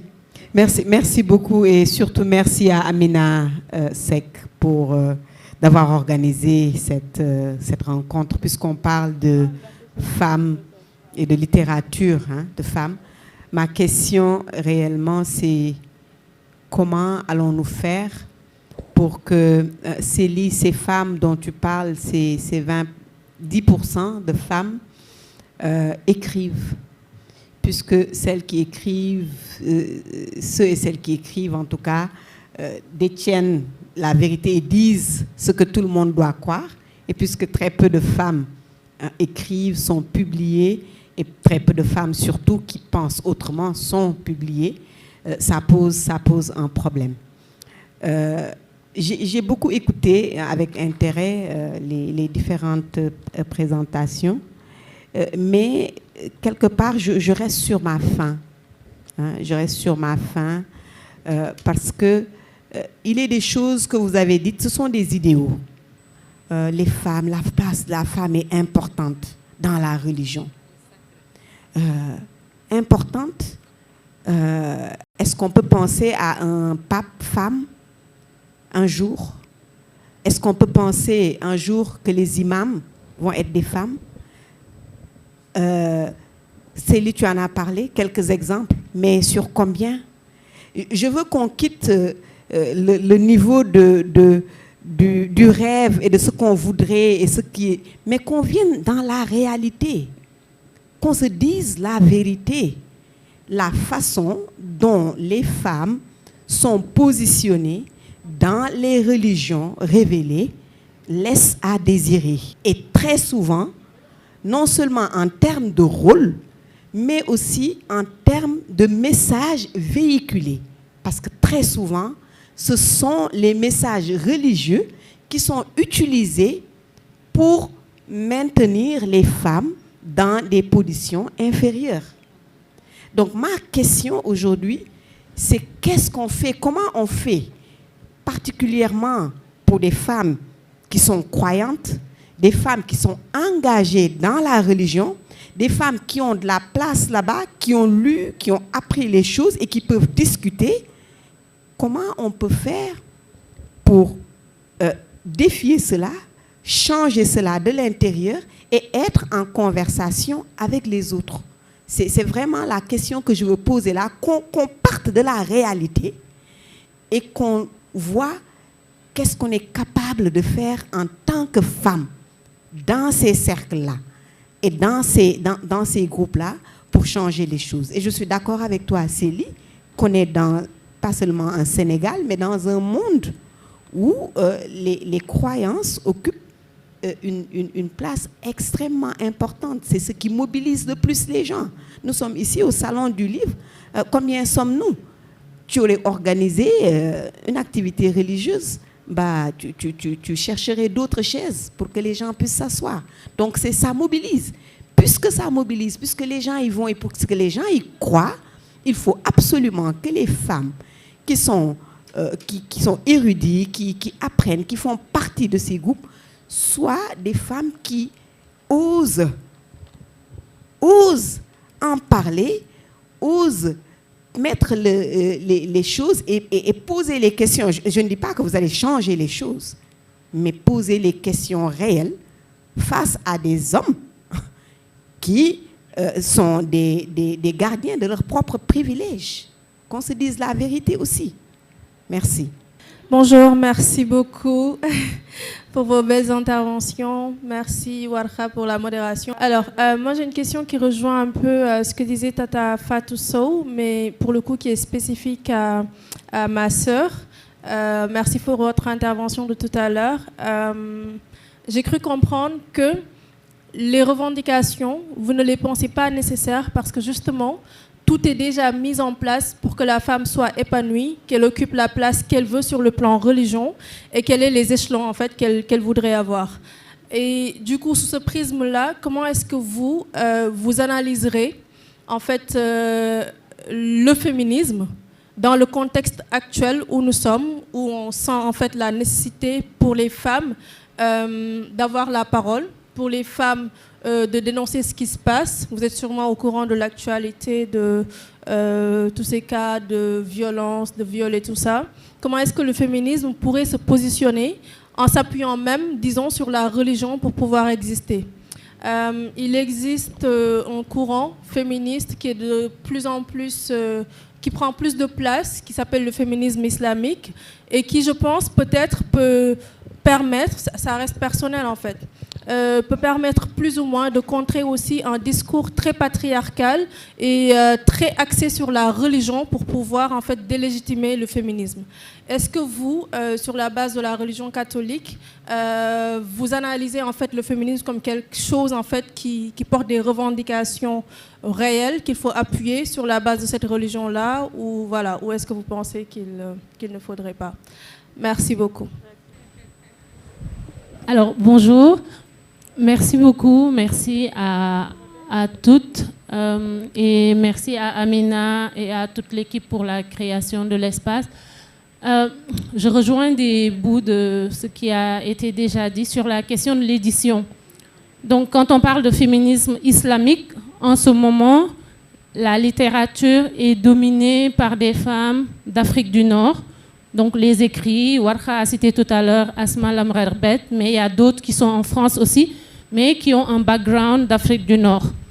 Quand on est aux États-Unis, au Canada, ça va être la même chose, c'est des femmes d'Asie du Sud ou du Moyen-Orient. Donc les femmes africaines ne sont pas forcément, africaines noires, ne sont pas forcément présentes dans cette conversation-là. Donc, et puis au Sénégal, on est très autour de nos préoccupations de base de justifier notre droit d'exister comme des femmes en disant oui, l'islam nous protège, c'est l'islam qui nous a sauvés des assassinats, tout ça. Mais en fait, moi, ce que je voulais aussi vous entendre aujourd'hui adresser, Céline notamment et Sarah et ma sœur, c'est aussi la question des lectures féministes, mais féministes dans le sens égalité. Et il n'est pas juste, on ne peut pas forcément dire, comme disait Kumba, oui, il y a de l'égalité parce qu'on a les mêmes responsabilités. Mais comment on nous perçoit? Quelle est la place qui nous est assignée, même lorsqu'on ne la souhaite pas, en fait? Et c'est aussi ça que je voulais qu'on discute. Et pour ma sœur, j'ai compris que, par exemple, au Sénégal, l'Église, pour certaines personnes, offrait comme un conseil conjugal, c'est ça? Pour des personnes qui sont sur le point de se séparer. Comment c'est fait quand il y a des situations de violence conjugale? Qu'est-ce qu'on fait pour dire, OK, bah, finalement, est-ce qu'on peut divorcer s'il y a de la violence conjugale, sachant que l'Église catholique, d'après ce que j'ai compris, ne permet toujours pas le divorce? Merci beaucoup. Bonsoir tout le monde. Je voudrais d'abord remercier cette belle assemblée. Ensuite, féliciter les oratrices qui sont là et qui aident les femmes à briser le silence. Il y a un de nos grands doyens qui avait dit qu'il faut que les femmes brisent le silence. Et c'est ça que vous êtes en train de faire, de favoriser l'épanouissement de la femme dans les religions, dans toutes les religions. Et je pense à l'éducation et je pense à nos enfants. Et de mon point de vue, dans les religions, il y a des vertus. Et les vertus sont importantes pour les apprentissages. Elles sont importantes pour la jeunesse, parce que la jeunesse, c'est l'avenir. Et j'ai aussi entendu si elle est écrivaine, je crois, Madame Fatso, n'est-ce pas? J'aime bien son prénom parce que j'ai une fille qui s'appelle Fatso. Alors, elle a parlé de Sainte Vierge Marie. Moi, je m'appelle Nancy Anne-Marie Rita Diouf. Je suis poétesse, écrivaine, mais je suis musulmane, mais j'aime tellement Sainte Vierge Marie. Alors, quand je vais à l'église, parce que ma fille s'est mariée avec un catholique, alors ses enfants sont des catholiques. Alors, quand elle m'invite, je vais à l'église, j'entends dire Marie, Mère de Dieu. Mais moi, je ne peux pas répéter Marie, Mère de Dieu. Moi, Marie, Sainte Vierge, c'est Mère de Jésus. Et comme je suis poétesse, j'ai bavardé avec un ami islamologue qui parlait de ça et je lui ai dit que c'est une métaphore. Marie, Mère de Dieu, est une métaphore. Et ça, Dieu peut nous le pardonner parce que lui, il n'a enfanté personne. Alors, c'était la contribution que je voulais faire, mais je vous remercie et je suis honorée d'être avec vous. Merci beaucoup. Assalamu alaikum. Bonsoir tout le monde. Merci Amina, merci vraiment à nous tous, à nous toutes et nous tous. Ce que je voulais commenter et puis poser une question. Je suis partie de mon cas personnel. Je suis née dans une famille religieuse, musulmane, avec la mosquée, la petite mosquée dans la maison. La chambre de ma mère, la fenêtre donnait sur la mosquée. Mon père était un mokhadam de Seydi Hadj Malick Sy. Mais dans la maison, quand moi j'étais la dernière, j'ai vu que les émissions, à l'époque, il y avait des émissions chrétiennes. Et mon père tenait à ce qu'on laisse la radio quand ces émissions passaient, quand quelqu'un voulait être, il dit de laisser la radio. Et donc, j'entendais les émissions religieuses. Ensuite, l'aîné de ma mère, la première fois que je suis venue à Dakar de mon village, toute petite paysanne là, je crois que c'était en 1958, quelque chose comme ça. Et dans sa maison, j'avais trouvé la Bible. Et donc, j'étais curieuse parce que j'aimais lire et tout. Et j'ai commencé à lire la Bible à l'époque déjà. Ensuite, la vie m'a menée. Mais ce n'est pas forcément que j'étais religieuse, enfin pratiquante. Mais je baignais dans une atmosphère de religiosité. Mais pas forcément, parce que moi, on ne m'a jamais dit, mon père m'a jamais... Bon, il était vieux, aveugle, hein, et personne ne me contrôlait. Mais on ne m'a jamais dit de prier, on ne m'a jamais même dit qu'une musulmane devait faire ceci ou cela. Et pourtant, il y a toujours la mosquée chez nous à Malem Hodar. Et c'est à partir de 23 ans, 24 ans, 25 ans, que je me suis intéressée comme ce qu'on dit, la foi, la croyance, croire en quelque chose, en tout cas à la spiritualité, etc. Mais ce qui m'avait amené à ça n'avait rien à voir avec les religions abrahamiques, les religions révélées que nous connaissons, mais c'était une époque, dans ces périodes-là, où on était un peu dans les mouvements hippies. Et les mouvements hippies, les gens pensent que les hippies, ils écoutaient Jimi Hendrix, Janis Joplin, ils faisaient ceci, ils faisaient cela. Mais il y avait de la spiritualité dans le mouvement hippie. Et c'est comme ça que quand les Beatles sont partis à Katmandou, au Népal, les trucs en fleurs, qu'on a commencé à parler de nourriture macrobiotique, de s'habiller en coton indien, c'est-à-dire une forme de spiritualité dans la manière de vivre. On ne devait pas s'asseoir sur des chaises ou des fauteuils, ça montrait qu'on voulait dominer. C'était de vivre par terre, sur des tapis, et de partager ce qu'on avait. En tout cas, une vie saine, spirituelle, de méditation, etc. Même si on avait des petits produits qui aidaient quand même à la méditation. À l'époque, les hippies, c'est comme ça. Et puis, de spiritualité, mysticisme hippie, les religions m'ont tout d'un coup intéressée. Mais je me suis intéressée au judaïsme, mais c'était compliqué que je devienne juive. C'est une procédure très longue, très compliquée. J'ai abandonné et je me suis intéressée au christianisme, dont j'avais déjà un peu connaissance dans ma petite adolescence. Et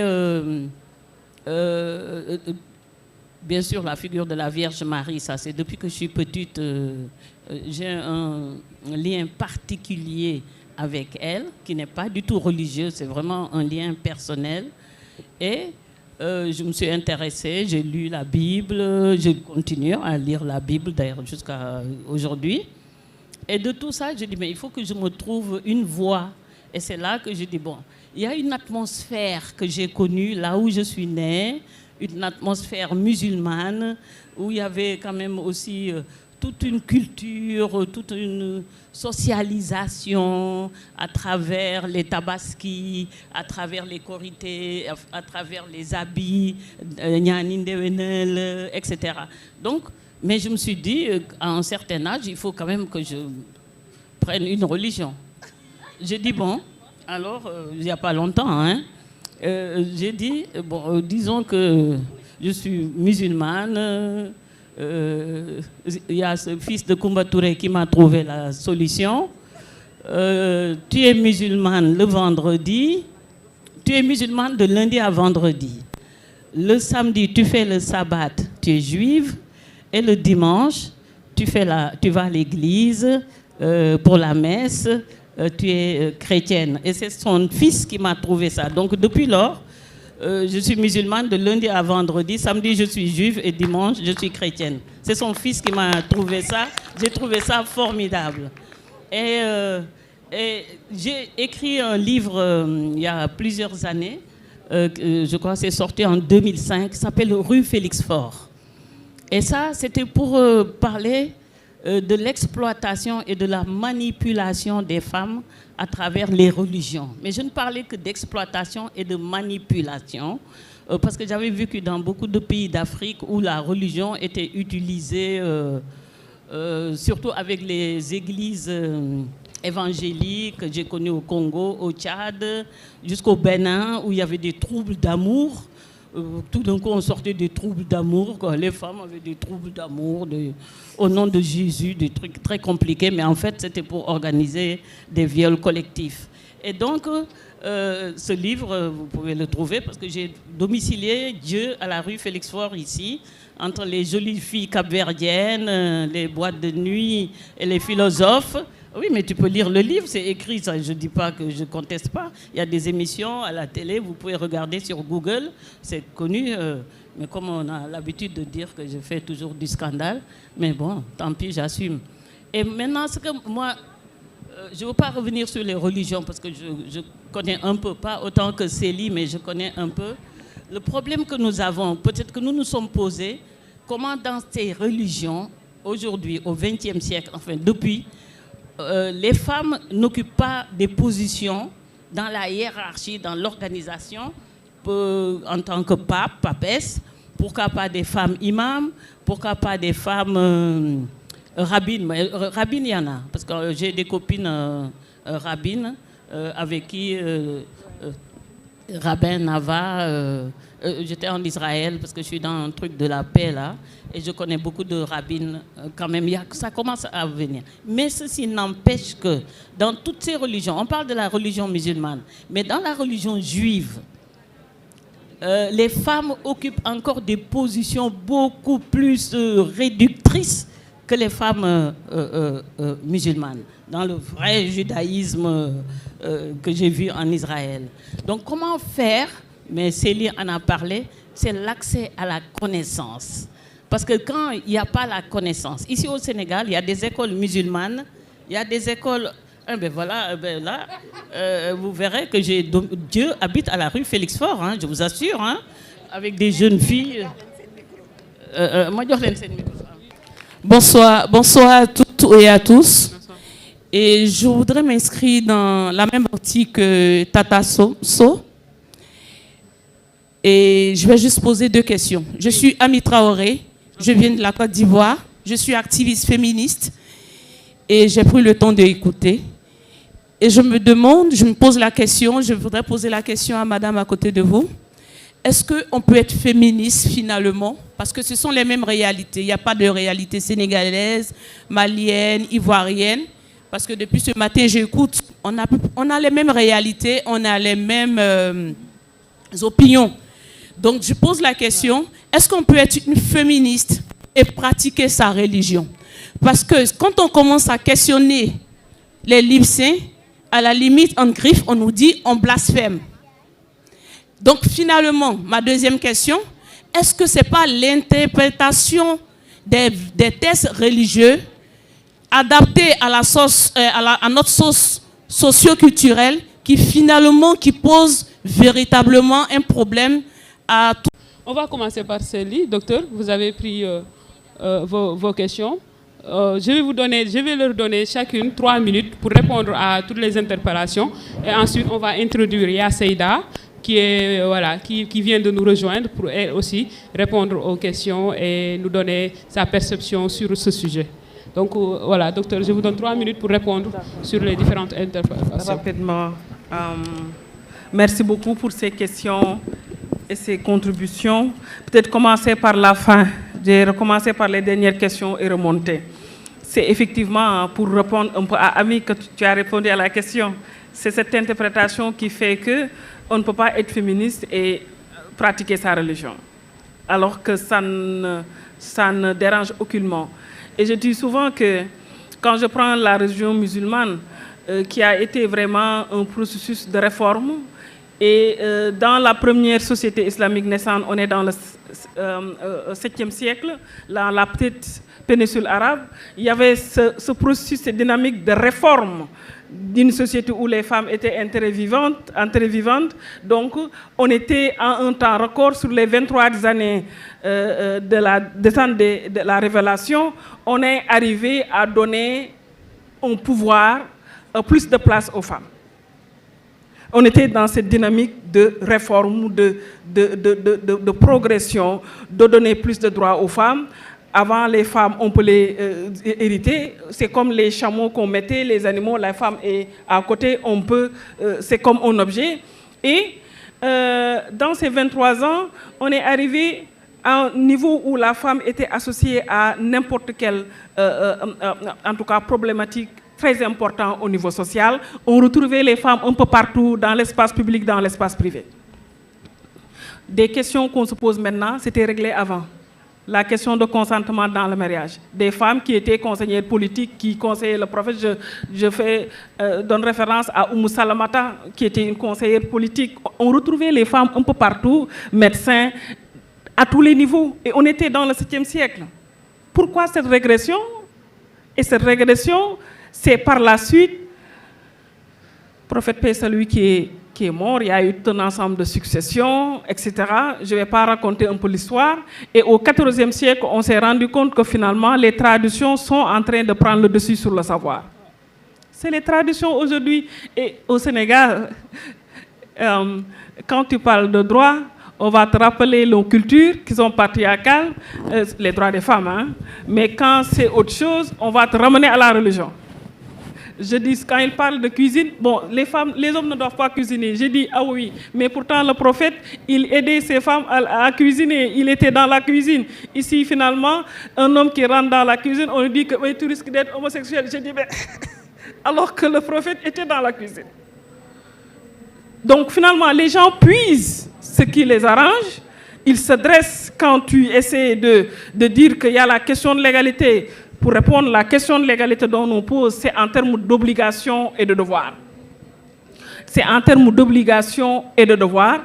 Et dans les textes religieux, on a des femmes qui ont occupé n'importe quel poste et malheureusement qu'on ne valorise pas. On a plusieurs types de modèles de femmes dans le texte, dans le Coran. Des femmes qui sont chefs de famille, des femmes qui sont des kilifeux, des femmes qui sont couvertes par leurs hommes, qui sont prises en charge par l'époux, des femmes qui ne sont pas prises en charge, qui se prennent en charge elles-mêmes, des femmes qui n'ont pas d'enfants, des femmes qui n'ont pas de mari, des femmes qui sont sur le terrain pour faire la guerre, des femmes, mais quand vous écoutez nos oustas, on va vous rappeler les femmes, on va prendre en charge cette femme-là, on va lui faire... On ne dit pas l'autre partie des femmes que nous avons dans le Coran. Alors qu'il y a une diversité de femmes en termes de responsabilité. Aujourd'hui, on travaille sur l'autonomisation économique. Le Sénégal même a une stratégie. Mais quand on parle de l'autonomisation et quand Sira a de son profil de femme entrepreneur, mais Khadija, femme milliardaire, était une chef d'entreprise. Donc, on nous a donné plusieurs types en termes de connaissances, en termes d'avoir de l'argent. On est en 2024, vous allez dans certains villages, on va vous dire qu'une femme ne doit pas avoir beaucoup d'argent. J'ai dit pourquoi? Parce que c'est un malheur. Alors que dans le texte, mais la femme doit avoir de l'argent. C'est des signes en fait. C'est des signes qui nous montrent qu'il faut y aller. Et comment aujourd'hui transmettre ces messages-là? Parce que le discours que je prends, que j'écoute, c'est horrible des fois. C'est horrible des fois. Et ça questionne même l'espace religieux en termes de savoir. Je dis souvent que l'espace religieux, même parce qu'il y a des problèmes, il faut évaluer les actes religieux. Il faut les évaluer. Comme on évalue les autres enseignants, il faudrait un dispositif d'évaluation de ces actes religieux. C'est extrêmement important parce qu'on a ce type de discours, mais c'est des personnes, parce que moi je suis en connexion, en débat avec ces acteurs religieux, mais vous avez des problèmes de compréhension. Vous n'êtes même pas en même longueur d'onde. Vous avez des difficultés de rentrer en débat avec certains parce que c'est difficile. Je vais aller vite. La littérature des pays du Nord domine toujours, hein, ce n'est pas du côté de la religion, je pense que c'est Leïti. C'est juste pour répondre à cette question-là. Toutes les problématiques, mais c'est les autres qui écrivent plus sur nos problèmes. Donc, ce n'est pas quelque chose qui est déconnecté. On voit que la littérature des pays du Nord, il y a beaucoup plus, les gens écrivent beaucoup plus que nous par rapport à ces questions-là. Et de te dire qu'il y a une préoccupation parce qu'il y a des gens qui nous suivent aussi en ligne pour relever aussi le manque de littérature africaine noire.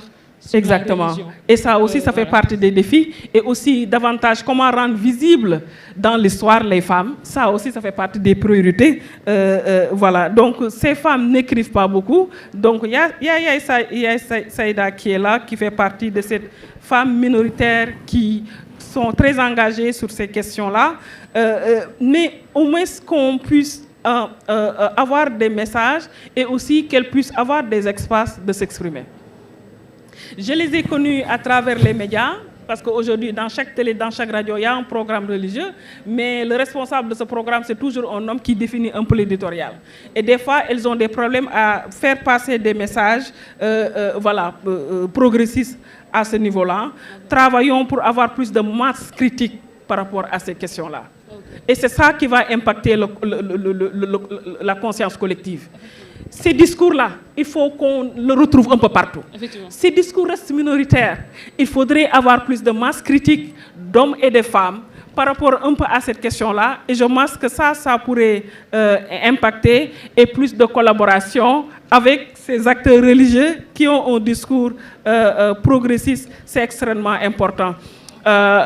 Pour juste répondre à Fatso, juste une question, parce que le professeur Fatso a parlé du code de la famille qui a une forte dose de religion. Hein? Et on a dans l'espace public. Ça veut dire que travailler sur la question de la religion, c'est aussi un des outils, à côté de l'ensemble des outils que nous avons. C'est juste pour ne pas seulement se limiter à la question de la laïcité. Parce que cette séparation, ce n'est pas possible. On a une démocratie à la sénégalaise. Le pouvoir spirituel et le pouvoir temporel ont toujours flirté ensemble. Exactement, exactement, exactement. C'est pourquoi je l'ai convoqué. C'est pourquoi je l'ai convoqué. Dans tout ce qui est espace public, on convoque. Mais face à cette forte religiosité, on a besoin de cet outil pour faire face. On a besoin de cet outil pour faire face. Et vu qu'on est dans un contexte où le pouvoir temporel est en connexion avec le pouvoir spirituel, il faudrait que nous, qui sommes sur le terrain en train de revendiquer, qu'on puisse davantage être à l'aise et avoir les bons outils pour pouvoir se défendre. Donc c'est plus avoir une diversité dans les outils. Oui, je sais. Voilà. Merci. Donc je pense que j'ai répondu à... Voilà, merci beaucoup. Merci beaucoup, docteur Sely. Et donc je vais donner la parole à ma sœur Martha pour vraiment répondre aux interpellations. Après, je vais revenir sur vous. Je réponds tout à l'heure. J'ai répondu en disant, dans l'Église, on ne négocie pas. Une négociation parce que c'est comme pour dire, les lois sont fixées. Si moi aujourd'hui, sœur Marthe, je ne me suffis pas à la religieuse que je suis, que je cherche à être pape, je pense, pour moi, c'est que j'ignore ma place dans l'Église. Ce que je fais, ce n'est pas ce que le pape fait. Ce que le pape fait, ce n'est pas ce que je fais. Donc, chacun a des droits et des devoirs. Donc, pour aller vite, comme il dit, je réponds à celle qui parle de l'indissolubilité du mariage chrétien. C'est vrai, chez nous, chez les chrétiens, les catholiques, on dit que le mariage est indissoluble. Mais en cas de violence, elle l'a évoqué tout à l'heure, on ne demande pas de divorcer. L'Église demande la séparation des corps. Vous êtes encore liés par le sacrement du mariage, mais vu la violence qui sévit à l'intérieur du foyer, l'Église permet de se séparer. La femme ne peut pas aller trouver un autre mari, le mari ne peut pas trouver une autre femme. Vous vivez en tant que mari et femme, mais séparés. Donc, c'est ce que nous disons, la séparation des corps. Mais vous êtes encore liés par le sacrement qui vous unit à l'Église, le sacrement de mariage. Et il y a des textes aujourd'hui, quand on parle d'indissolubilité, c'est possible. Mais un mariage aussi peut être nul.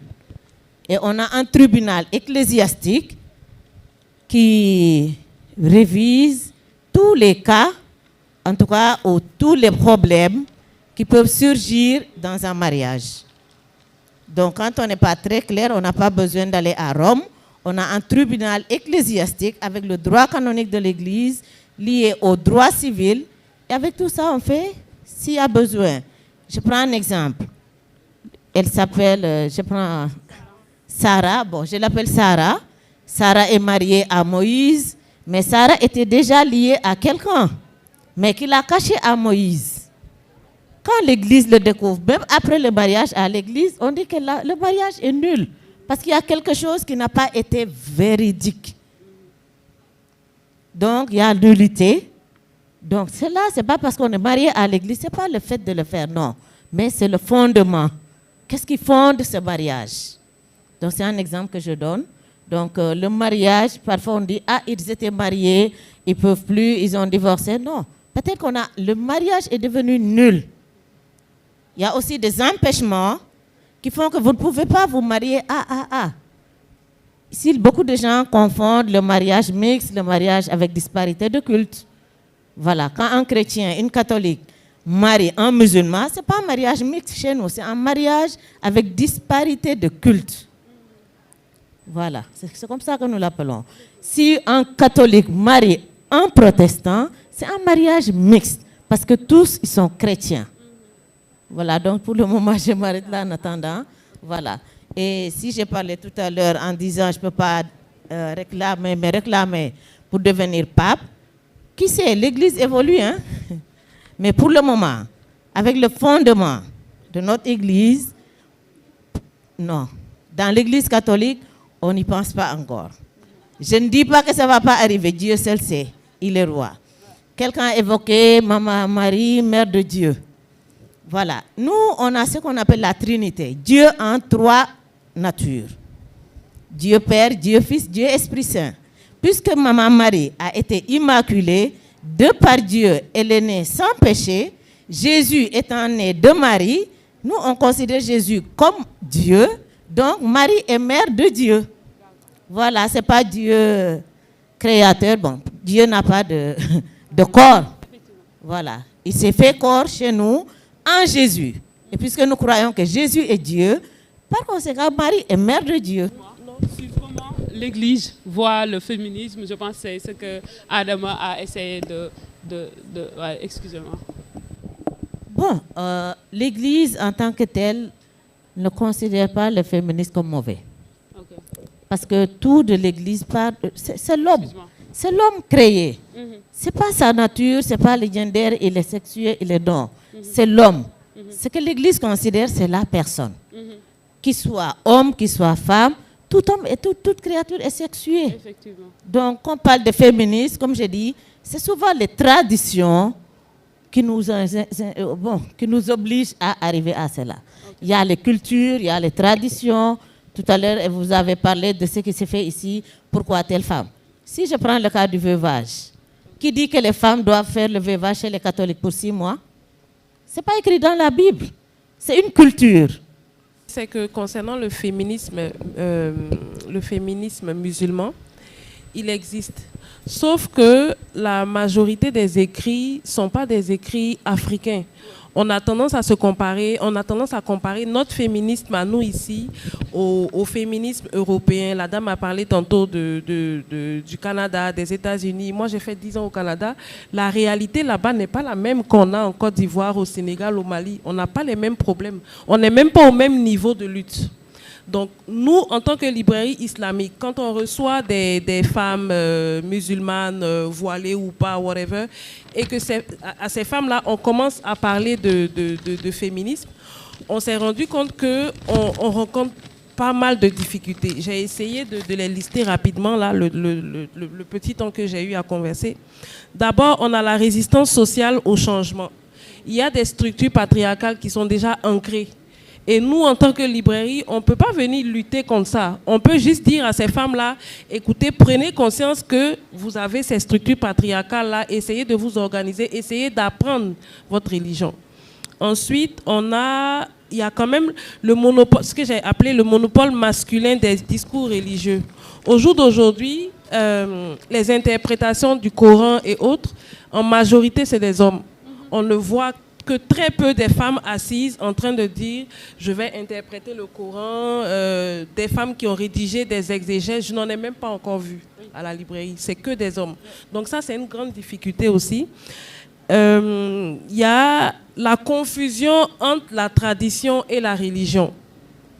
On rencontre à la librairie beaucoup de femmes qui viennent, qui achètent des livres, qui commencent à se poser des questions, mais qui disent « Ah oui, moi, dans mon village ou moi, dans ma région, voilà comment les hommes fonctionnent, voilà comment les femmes fonctionnent, voici comment on interprète notre religion. » Ça aussi, c'est une réalité.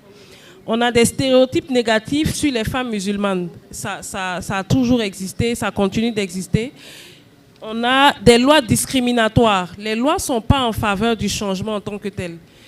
On en parle, mais nous, en tant que librairie, on ne peut pas changer, mais on explique à ces femmes-là que voici les lois qui existent. Par exemple, quand on parle de la question de l'héritage dans le domaine musulman, c'est clairement détaillé à la mort, au départ du conjoint ou de la conjointe. Voici comment est-ce que ça doit être partagé dans l'islam. Mais est-ce que concrètement, sur le terrain, c'est ce qui se passe? Ce n'est pas ce qui se passe. On le voit aussi.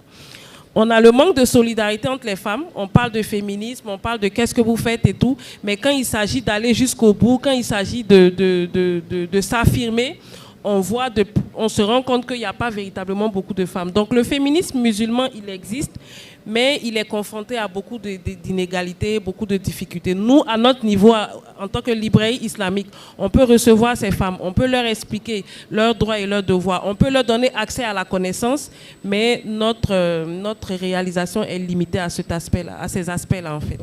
Merci beaucoup. Merci beaucoup. Docteur, contribution là. bu dee contribution mën naa la jox après nag ñu ñëw ci yaa Sayda mi nga xam ni moom tamit ci conférence bi la bokk mu def benn contribution. Mais fàttali, bon, juste rappeler qu'il y a la présence de Sokhna Aminata Fall qui est Miss Littérature Sénégal en 2024. Elle est élève en classe de première, hein, il faut l'applaudir. Elle est au lycée d'excellence Maria Maba et elle va représenter le Sénégal au Bénin. Félicitations, Miss. Alors, ça va être très vite. Je voulais juste savoir quelle est la place des religions avant l'islam et le christianisme dans notre quête identitaire, et spécialement notre parce que on peut se dire que toutes les religions mettent la femme à un niveau un peu supérieur, seront les interprétations, mais les religions traditionnelles ont beaucoup plus de centralité et on a l'impression ici que nos religions avant l'islam et le christianisme n'existent pas. D'accord, merci beaucoup. Ouais, une minute. T'inquiète beaucoup, une minute pour des contributions là. Après nous jox nak. Assalamu alaikum wa rahmatullah. Non, je salue Saïda parce qu'elle vient d'arriver.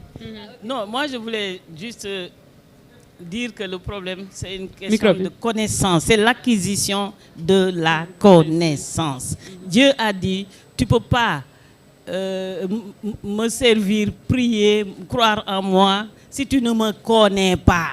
Et ça, c'est valable, hommes, femmes, enfants, bébés, les chats, tout le monde. Bon, les chats, ils connaissent déjà Dieu. Donc, ça concerne tout le monde. Il n'y a pas homme, il n'y a pas femme. Déjà. Donc, acquérir la connaissance, c'est un devoir pour hommes et femmes, pour la religion, pour l'islam et toutes les religions.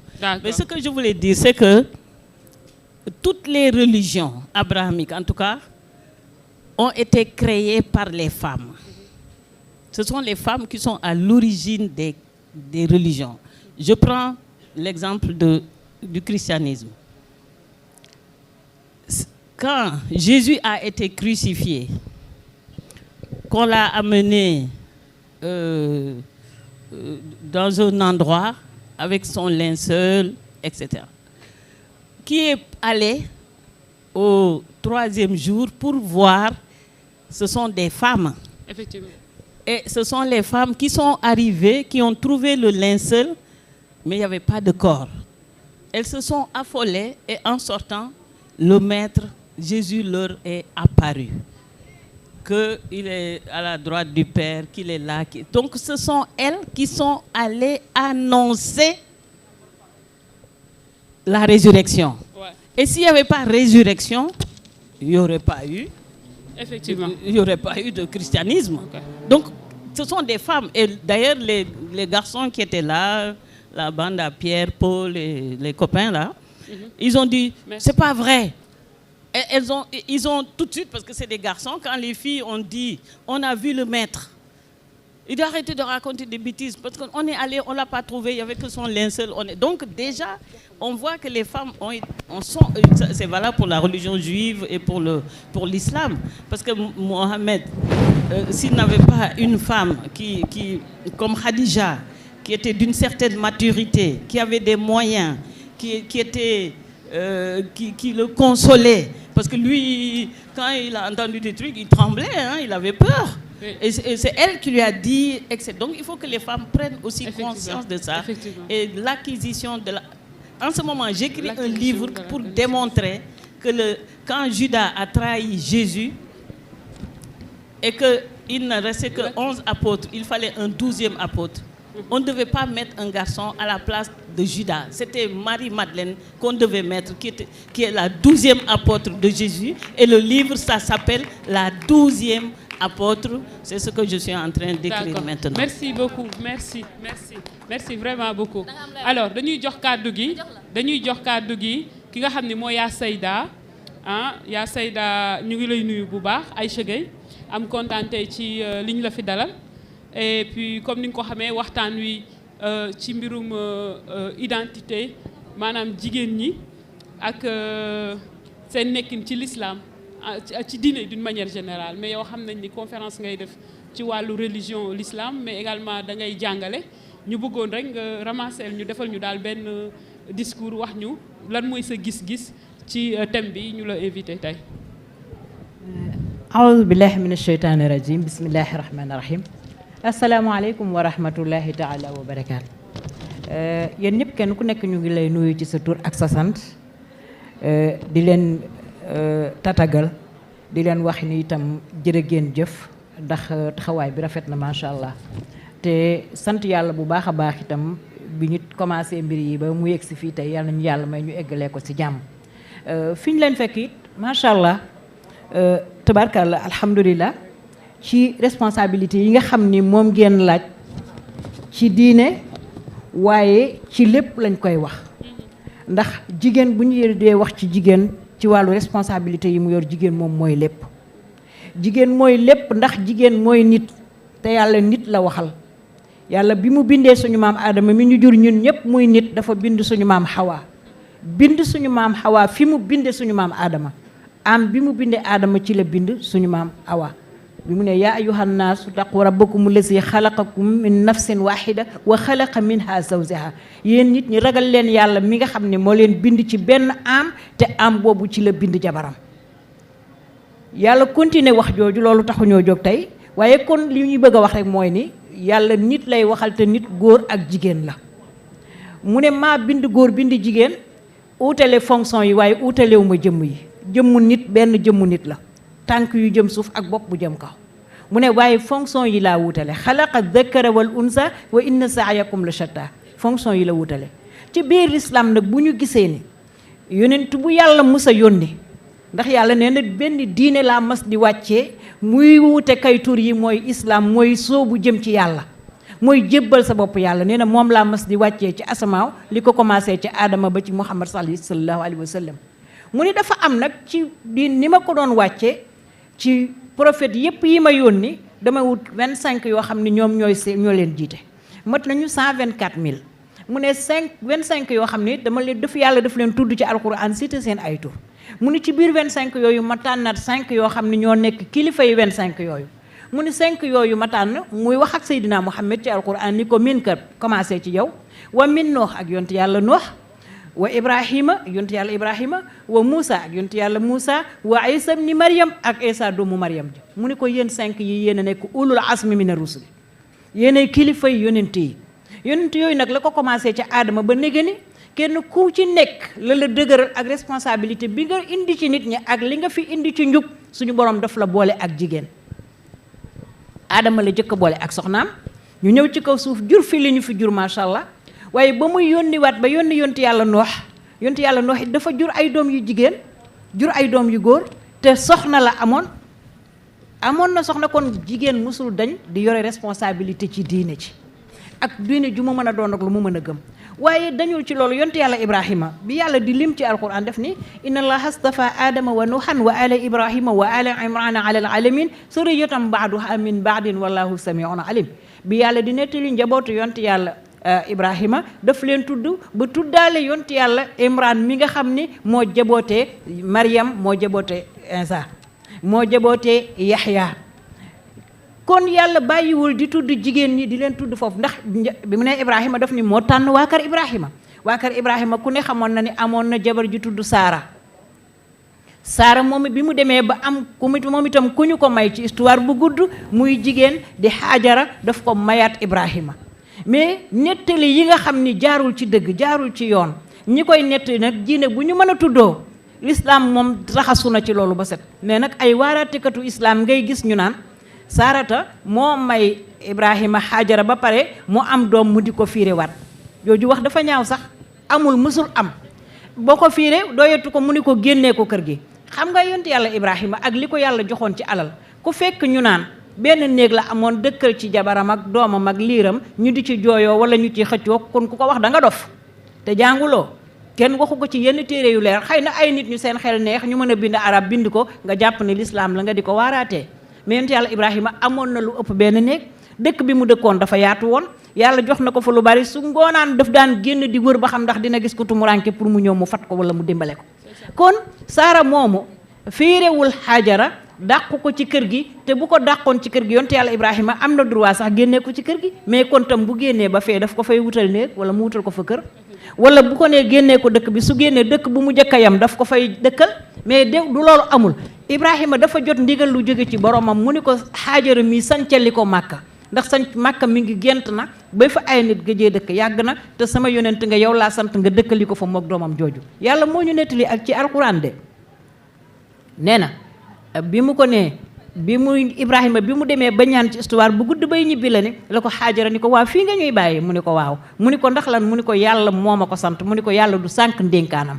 Ibrahima taxaw ñaan ci kaaba gi ni ko rabbana inni askantu min zurriyati bi waadin xayri si saraxin anda baytika al muharram rabbana li yuqimu salata faj'al afidatan min annaasi tahwi ilayhim warzuqhum min athamarati laallahum yashkurun pare nañ ci Ibrahima ci kilifa yonent yi waaye maa ngi ñëw ci yonti yàlla Moussa ku ne xam na fi mu jaar ak yaayam alquran yéex naa tudd luy jëm ci baay fi mu jaar ak yaayam ak Firawna te yaayam amul woon Moussa dongo yaayam amoon na xale bu jigéen moo dox digganteem ak kër Firawna ba Moussa dëkk kër Firawna ba mucc yàlla Moussa la tudd ci alquran kon jigéen ñi dañu mës di am responsabilité ci mbir mi bi ci des ma jóge ci Moussa ci gàttal ko yonti yàlla Isa yàlla joxu ko fi bàyyi bu ñuy gis suñu borom nee na ci sama ruugu sell gi laa ko bind bi mu ko bindee ci ruuxam gu sell gi nee na mu sànni ko ci Maryam mi nga xam ne tànneef la yàlla ko tànn ba malaayika yi wax ko Maryam ni ko yaa Maryam uqnutii li rabbiki wasjudi warka'i ma'a raaki'iina mu bokk ci saalihaat yi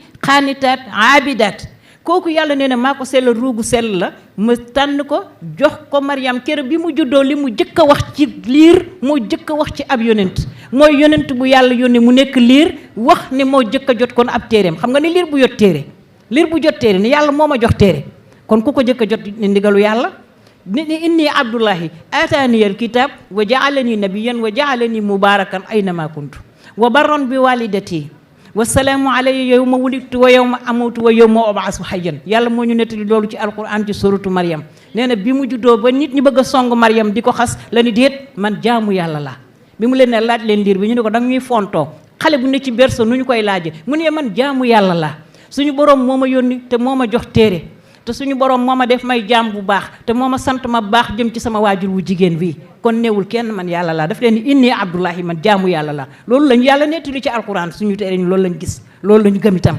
bi ci des kon jigéen moo ko taxawu bi ñu ko suñu borom di waxalaat ci alquran def ni wa ja'alna ibna maryam wa ummahu aaya fa aawaynahuma ila rabwatin saati qararin wa ma'in kon moom itam yaayam daf ko taxawu ci diine ji yàlla boole leen ko nee na mission bi Maryam daf ci taxaw dëgg bi ma yónni woon yonti yàlla Isa ba muy faatu lii la ko yàlla séeréer Seydina Muhammad nag mbiram umpul kenn yéen ñëpp ñu ci bari xam ngeen turi jigéen ñi nga xam ni bokk nañ ci ñi gën a jàpp ci yëf yi ba mu dëgër benn muy yaayam ji nga xam ni moom la ko yàlla booleel keroog bi ko yaayam ëmbee lu ne gis na ko ba keroog muy wasin ci kaw suuf lu ne gis na ko kilifa gu nekk ñëw na ci moom ni ko man la yonent sàngam yàlla moo ma yónni ci yow nee na yow yaa ëmb ki gën ci mbindeef yaa ëmb kilifa yonent yi Aminatu moo nettali lii ci lu leer nañ bés bi muy juddu Aminatu nettali nañu kéemtaan yoo xam ne nee na li ma gis man bi ma juree Seydina Muhammad li ma gis li ma tiim ci ay jigéen dañu njool ba mel ni ay garabi tàndarma bi ma leen laajee yéen a ñan ñu ne ma kii mooy Asiyatu jabaru Firawna